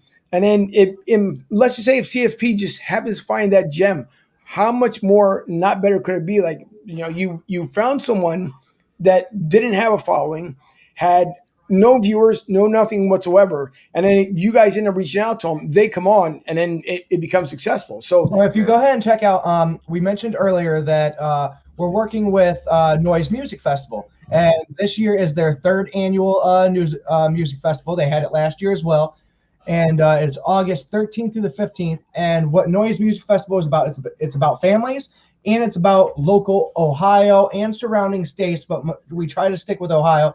Local smaller musicians that can come up and play and get their names, known and heard.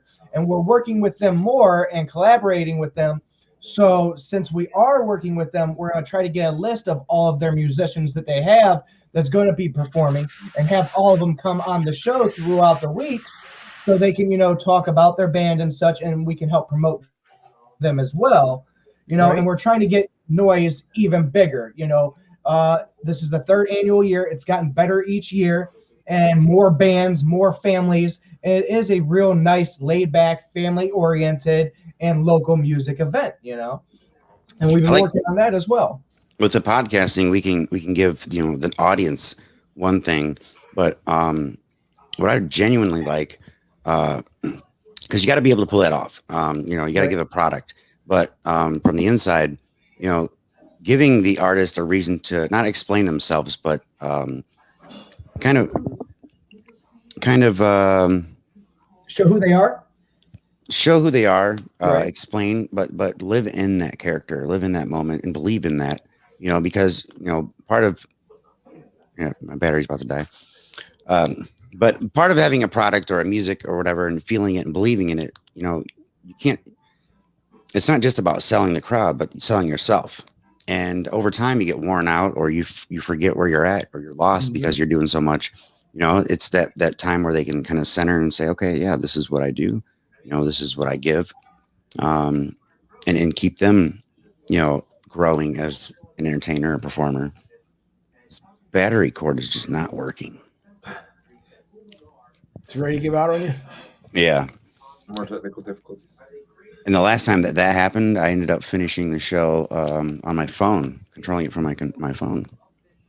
So if my screen blackens out, son of a gun. It happens.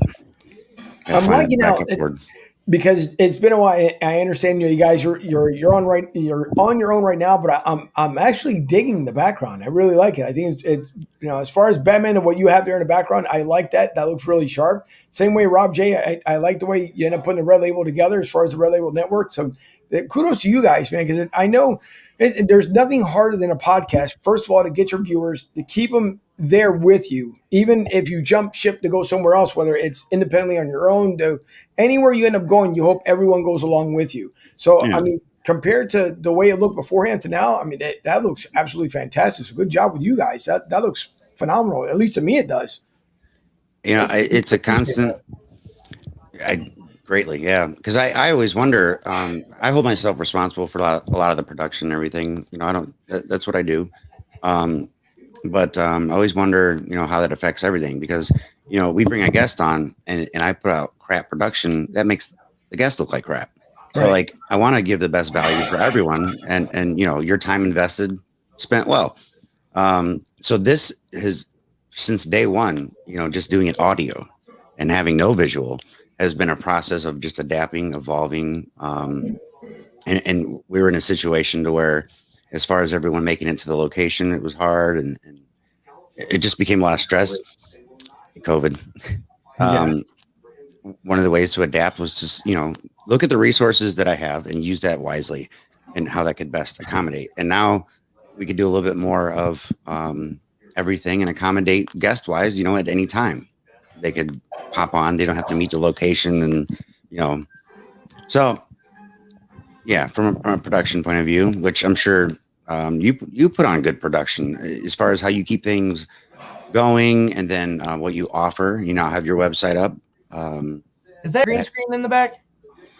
It used to be a green screen, but now I actually blend in the wall as part of it. So it used to be behind me where the Broad Street South is. I used to have a green screen back there, and then to my left would end up being that used to come on the entire screen. So I ended up switching that out. I'm still not done with it yet, because what we ended up doing when we first started off, it started off as Broad Street South Sports Talk. And then what we did was we're still going to have that division, but then we also decided to do Broad Street South. We condensed it just so because as far as the company motto is sports, life, and entertainment. So if you're doing a music venue, it's kind of hard to do it when you do, you're looking at sports talk, because people are confused. Like, all right, so what is it? Are they talking about music? Or are they talking about sports? So it makes it easier to have kind of like both divisions. But yeah, the wall here, we kind of put that together when we changed the name up and threw it up on the website. So yeah, it used to be a green screen, but now it's pretty much blended in with the wall, and there might be still a little kind of slight changes to add on there. But no, it's been now, I want to say close to about 3 weeks, coming up in a month since we switched over to Broad Street South. So I still have both in play, just because we're going to have the sports talk still side of it, but just to get everybody accustomed now to just Broad Street South. So are you going to eventually possibly be doing another type of Broad Street? Since you have Broad Street South Sports Talk, which takes care of your sports, your Broad Street South could do like your life talk, and then another Broad Street for your entertainment. And we might end up bringing it down to 3. Right now we have the 2, and the sports talk of it will be just the first part of as far as the sports. The life entertainment will be under the Broad Street South logo. And as far as we're waiting for all the venues to end up kicking off again, because there are a couple places that I talked to down here that I'm hoping to go to the different bars that will have like Friday night live action, also different shops, just to kind of for people to get to know the smaller businesses they may not visit because of your big conglomerates, Walmart, Target, all those guys. But there's Four Greens Irish Pub down here in Tampa, and they have like great bands on Friday and Saturday night. So what I'm trying to do is reach out to these guys and see when they're going to get everything back to normal, and then just showcase some of the smaller venues that people normally wouldn't go, or if they're from out of town, because obviously from us, most of our fan base comes from Philadelphia. And now we're starting to get people from Tempe. We're getting from California. We're starting to get it from overseas, which is pretty much nice to see as the show is growing. So if they come down to Tampa, it's for them to go somewhere and look like, hey, that seems like a great place to go to. So we're just now waiting for the entertainment side to open up. And, I reached out to the Tampa Bay Lightning. I'm still waiting a word back from there. So there's going to be more things involved than just us with sports alone. I'm trying to create it where it'll be a venue like your one-stop shop for anything you need out there. And it's a slow progress. It's hard work and never stops. Rob J and Batman, I'm pretty sure you guys know it as well. When your show ends, it never ends.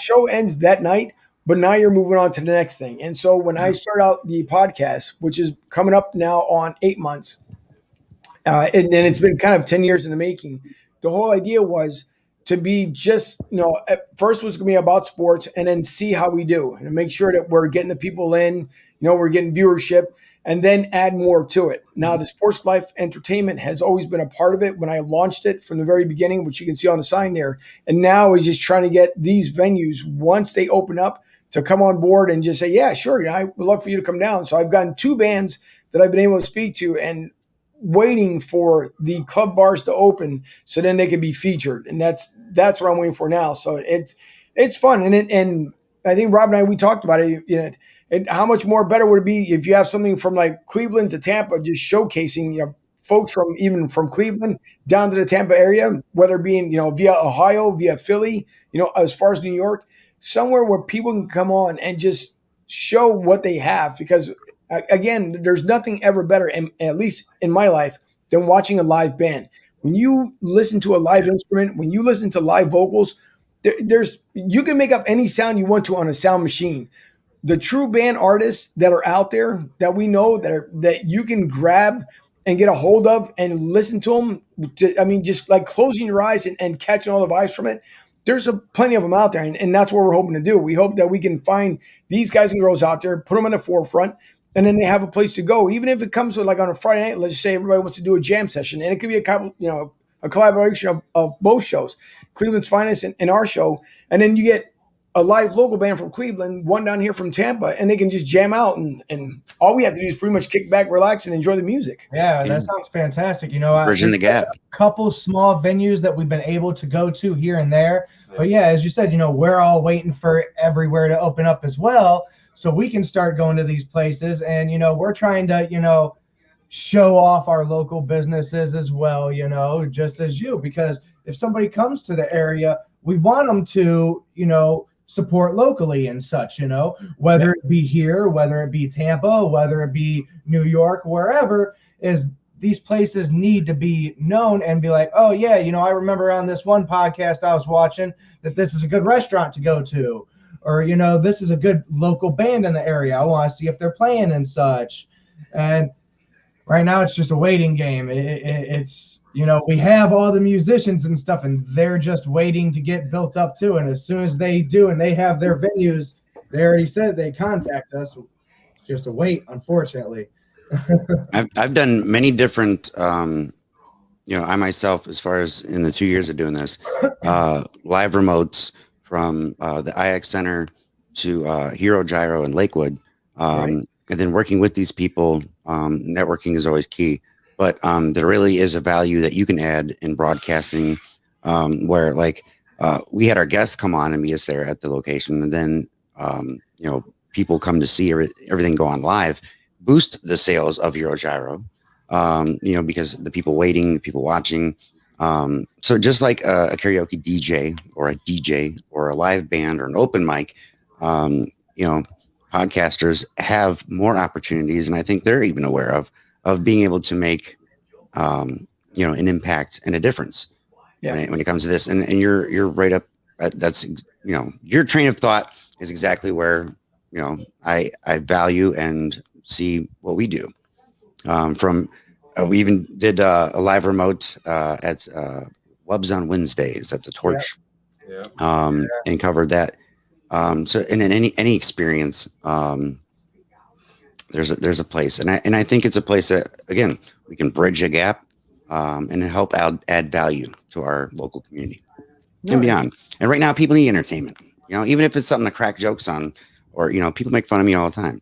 You know, if I'm giving them something to do that's keeping them from pulling a trigger or doing gangster stuff, then so be it. Although I do thug, you know, I'm down with the 411 or whatever. No, listen, you gotta look at it. I mean, everybody wants to be seen, right? And at least people want to be heard now more than ever. And bands, I don't. You can go through anything in life. There's nothing like a band to bring everybody back together. And that's what I'm dying for. Like I want to hear bands that don't do just covers. Like they have their own original songs, their own original music. And even if it may not be successful wherever they live, no one ever knows, because they can live, I mean, in Seattle, and you can hear them, you know, let's say in Connecticut, and like, who are these guys? And that's how you end up, like you were saying, bridging the gap. Because you can end up hearing them through someone else, and then you guys reach out to them. They come on to Cleveland's Finest podcast, and before you know it, now people are just starting to take off with this band. Like, wow, you know, this is like the super undiscovered talent. So I'm dying for everything to go back to normal. Even though here in Florida, we're about, I would say, at least 90% back to normal. Unfortunately, the concert venues and everything else aren't there yet. They're waiting for the double vaccination. You just have to wear masks everywhere. Stuff. Sure, yeah. We have to wear them everywhere. But it all depends. So if you go into a store somewhere and someone asks you that, hey, why don't you have your mask on, you can do one of these little silly things and they'll let you go, or pull up your shirt, or worst case would be they ask you to leave the store. That's worst case scenario. But Florida's actually done a pretty good job, despite everything you see on TV, on good fun stuff. It actually did a really good job throughout, you know, opening up. A month and a half after COVID happened, we went back into the school system a month and a half after it opened. So they've been doing a pretty good job. So now it's just, like I said, waiting for these live venues. I'm dying to hear music all over again, other than the stuff that we can download and hear on the radio. Because I'm sorry, undiscovered talent, there is nothing like undiscovered talent. And I think there's going to be so many different bands, and even your DJs. Your DJs are getting so creative when it comes to EDM music. There's times where, like, I'll just scroll through Instagram, like, yep, I'm following this person, because it could be just like a minute and I'm in the car like a dancing retard, like, yeah, nobody can see me, right? And I'm just jamming out. Because to me, I'm going to have fun regardless. If I'm behind the wheel, no matter what ended up happening, I'm listening to all these guys and girls that haven't been seen by someone else. Now, I don't know how they get away with not having to, pay for putting the music, I guess, on, because most of the time, if YouTube, God forbid, if you play something for like 10 seconds, you get a mark against YouTube. So maybe they pay some monetization to be able to do it. But there's so many EDM guys and girls, and what they're doing. I know a lot of the older school DJs are getting upset because, like, well, machines can do wonders. Well, you got to kind of get up with the times as well. We know there's a lot of people. You can drop 2 turntables and the mic and be just fine. Now you got these guys and girls that get basically 4 turntables going on at the same time. And I don't care if they're pushing buttons. All I know is that as soon as I hear it, I'm dancing, no matter what. I'd rather be doing that, man, than be sitting around moping and worried about what's going to happen, with the president or wherever else. Nah, give me some good music, man. I'm ready to roll. That's a skill, man. There's a lot of, timing, coordination, and then like invested focus in what they do. And I've been wanting to do that myself. I've done it a couple times. It was a blast, but not nearly as good as these guys out here. And what they're doing is, like we went to that club and did that Wubs on Wednesday. They're setting the tone, they're feeling out the mood, and Right. they're giving everyone an opportunity to just immerse themselves in the experience. And that sometimes it's what we need as a getaway, to we do. experience, natural dopamine. So that's why we're out there on the Scout. But and I hope to work, more with you in the future and try to, promote and do that. I really admire, your sense of support in that. So, I mean, here's the that's thing: cool. is we have several bands that we talk to and work with, and one, he's wearing the hat. You can't really tell what it says. Is Stimpy's Revenge.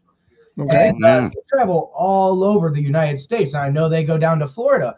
So I mean, when they do a venue down there, we could link you up and be like, hey man, this band's doing a venue down there. Do you want to go and check them out, do a live feed and stuff? And I mean, we could do the same for if a Florida band's down there and comes up here and stuff. It's all miscellaneous networking and sharing and getting that band known, getting you known, getting us known. It's networking in every way. Or even pulling video like this. Yeah. You're Yeah, live that's from there. good. We're live from here. What's happening? What's going on?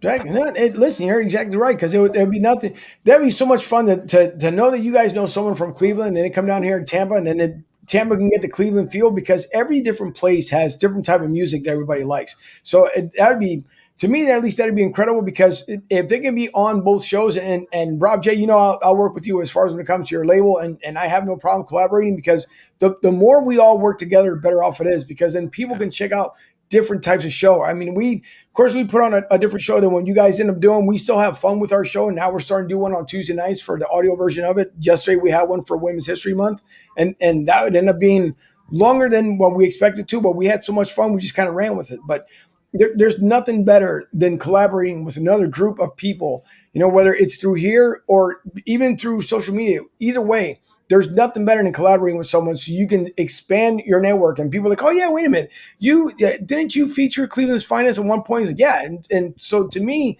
that means more than watching some other, Hollywood Joe Schmo put millions of dollars that he knows he can drop and get whatever band he wants to, versus someone like us, where we can find, again, the hottest talent and put them out there and say, how'd you guys do it? Well, we did it with a $50 budget. Take that one. So that's the way I see it. Yeah. And I like a lot of these guys that I respect and admire, such as yourself, is honestly like the fact that we're learning together.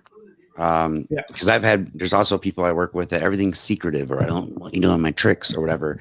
But I'm a fan of organic, raw, on the spot. I like that live thing, but also the execution, and then as far as content, all of it, man, all of the science to it. I mean, people's attention span, is very important in what you do with it. So, learning with other people and seeing how things go, we can all get better. And I always say this, I will always say this, my formula, what I consider success is when it's 50-50, because we all win. Yep. That's true. America. That's American to me. Sure is. And depending on how you say it, of course, it'd be either America or America. So either way works for me. But well, we're at 8 o'clock now. So we're gonna go ahead and end this. But if people watching now, if you want to give a plug where they can catch your show, Broad Street South Sports Talk and Broad Street South. Yeah, you can go check out our website. We just launched it last week. So it's broadstsouth.com, and you can watch the show live. Actually, tomorrow night will be the first time we'll be able to. We're trying it out and make sure that we can show it live tomorrow night. So that'll be the first time on the website we'll be showing it. The audio from Spotify, Google Podcasts, and iTunes. You can also download the show from there. So just trying to get into new things, man. But Rob J, thank you very much. I do appreciate it. And of course, I appreciate you guys as well. Funny not to see Joe, but I'm pretty sure Joe's doing great things as well. Nice meeting you as well. And again, if EDM is your thing, let me know because we can share a little playlist back and forth. Oh yeah, Sounds good, man. We'll have to get together on that. No problem. All right. All right. Thanks for coming on, man. Have a good one. Thanks, you too. And thanks for joining us. And thank you guys. You can always catch us Wednesday live at 6. It's Cleveland's finest. We're out.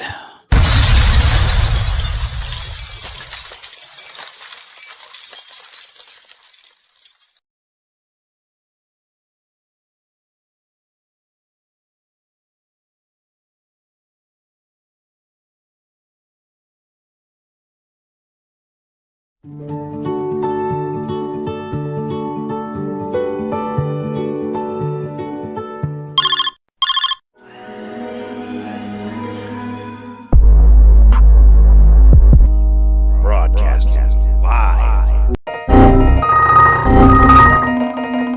You should see me.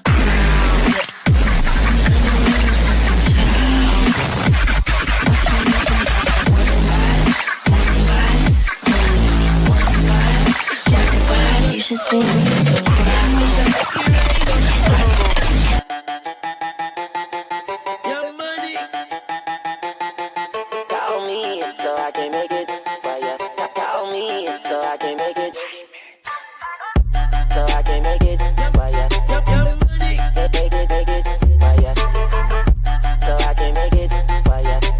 I would never stop like I'm running from the cops. And fuck these bitch ass niggas. How y'all doing? I'm the tune chick. I'm a nuisance. I go stupid. I go dumb like the Three Stooges. I don't eat sushi. I'm the shit. No, I'm pollution. No substitution. Got a bitch that play in movies in my jacuzzi. Pussy juicy. I would never stop like I'm running from the cops. I would never stop like I'm running from the cops. I would never stop like I'm running from the cops.